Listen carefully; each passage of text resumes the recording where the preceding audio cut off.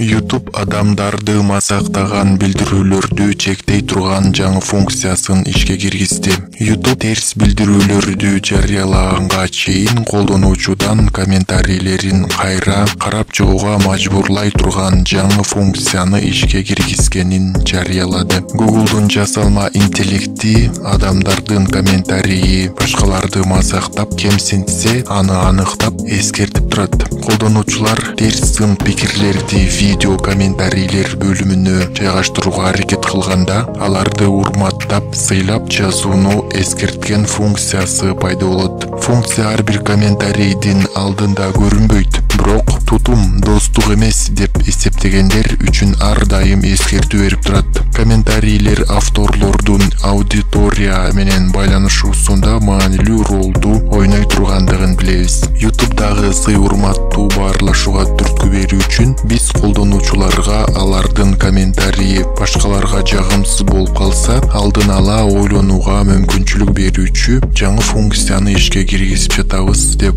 айтылат билдирүүдө. Ошондой эле компания блогерлер үчүн өз каналындагы жаман комментарийлерди окубай коюуга мүмкүндүк берген чыпканы сынап баштайт. 2021 жылдан тартып YouTube каналга катталуучулардан куугунтуктоолордон жана басмырлоодон алыс болуу үчүн жынысын, жыныстык ориентациясын, расасын жана улутун ачыкка чыгарууну суранат.